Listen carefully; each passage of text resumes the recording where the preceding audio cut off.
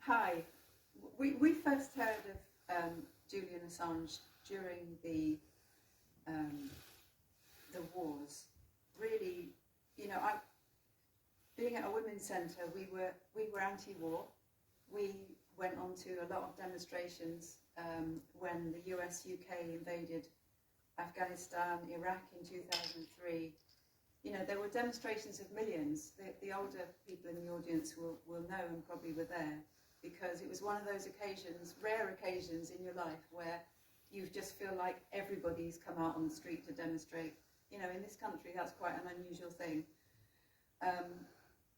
And we became aware of a really creepy, pervasive censorship, just like Stefania was describing. It was quite quick. It was quite scary, and the media was very, very timid. Just as she said, they were very willing to publicise and report on those wars, totally from the point of view of the governments. You know, the US-UK coalition. And the journalists, they used to describe them as embedded, you know, and that, you know, it's not an accident that sounds very intimate and almost sexual. They really were the mouthpiece for the armies that they were reporting on. And I mean, you probably know, if you've done any kind of history from that period, that the US lied and cheated to justify that war and those occupations, as did the UK.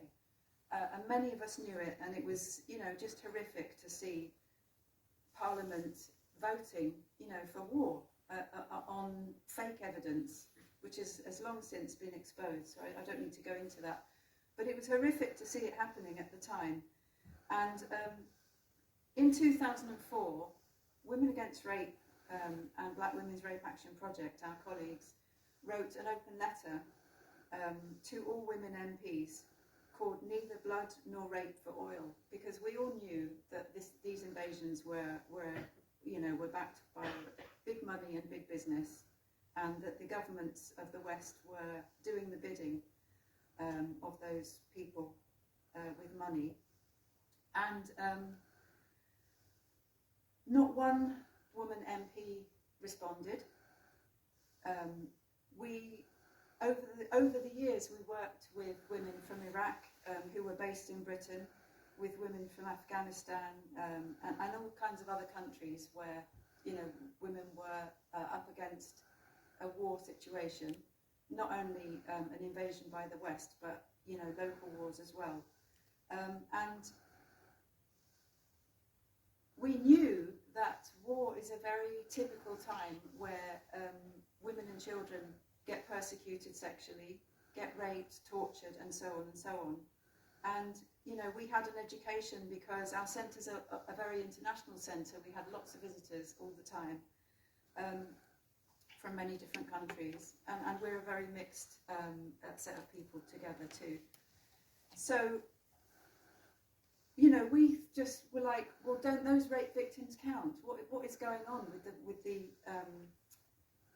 with the propaganda here? WikiLeaks was such a striking exposure, and so a different an approach, exposing war crimes, including the rape and torture of children, and the murder of women, men and children. And we were asking, you know, who is going to speak up for those victims if WikiLeaks workers and other whistleblowers around the world, like Chelsea Manning and like Snowden and many others, are silenced? Because, you know, we need whistleblowers. They perform a very important service, a crucial public service for all of us, beginning with women and children who have the least power to get justice and to get information out. And WikiLeaks helped to spread the information that we all need, as Stefania's been explaining. Soon after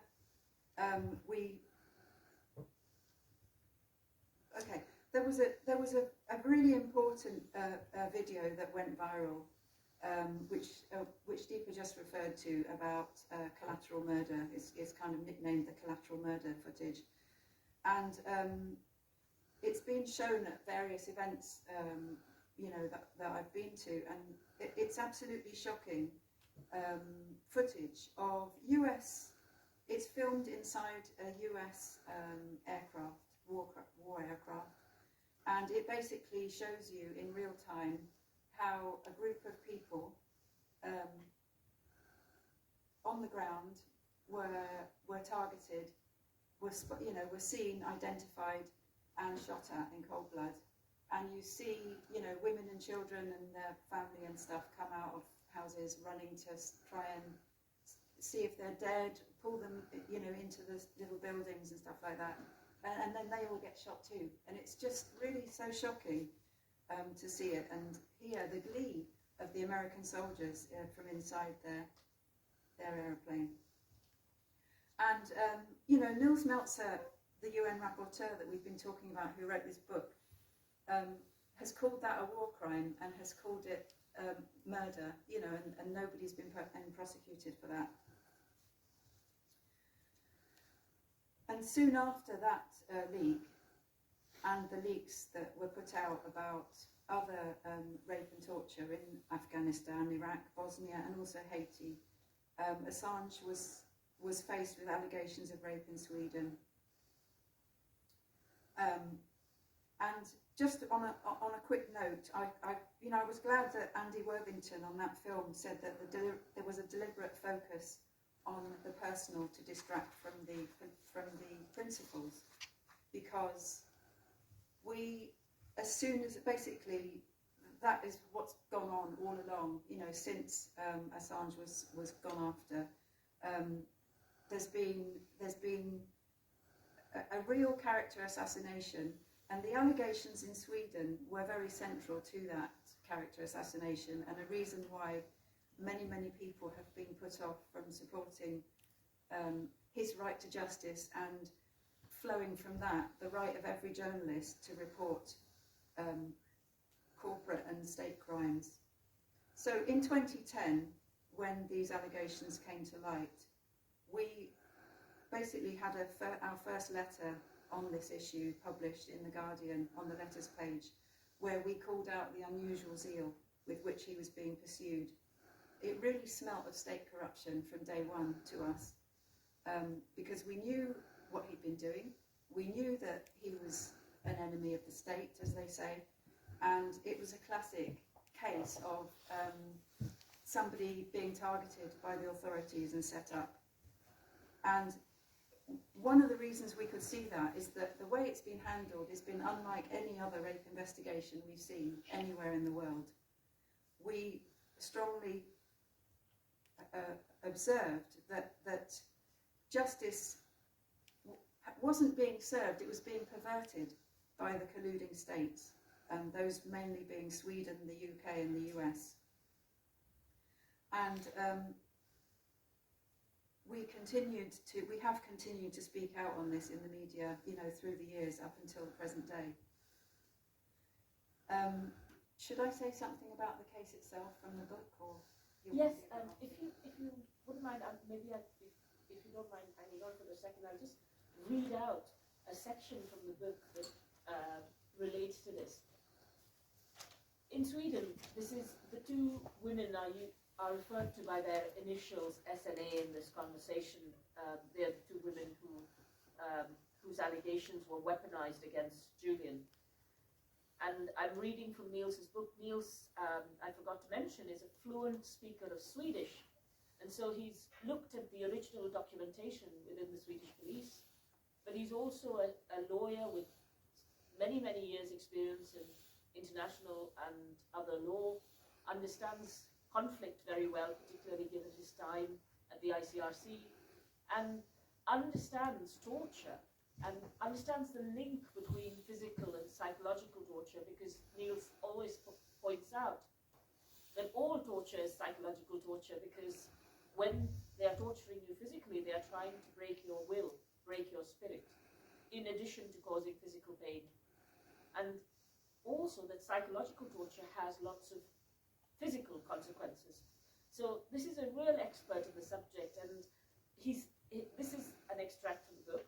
It says, S herself has consistently emphasized, both during her police interviews and in her text messages, that she had no intention to report a crime, but visited the police station only to seek advice on how to obtain an HIV test from Assange. Another extract says, the women are confused, anxious, and reluctant to go along with the criminal report. But Wasgren, who's the police officer, makes it clear that they have no say in the matter. At the same time, she also reassures them that there will be no inconveniences and nothing will be made public unless and until Assange is formally charged and tried in court. Wasgren's memo does not reflect the women's reluctance and legitimate concerns, but immediately rewrites history.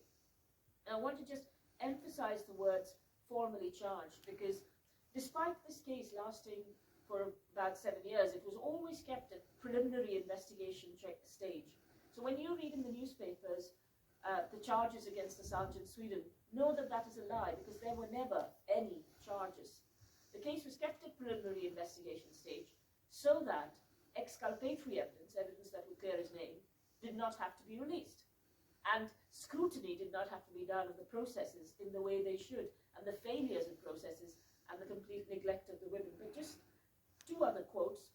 To sum up, in both cases, criminal reports were registered by the police before the women had been formally interviewed, and in the case of S, before the reporting police officer had even spoken to her.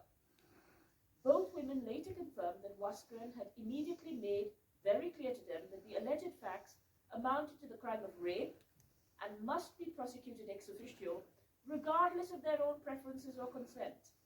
By confronting the women with their own juridical powerlessness and the inescapability of the official rape narrative, the Swedish authorities swiftly hijacked the women's personal stories and experiences for their own purposes.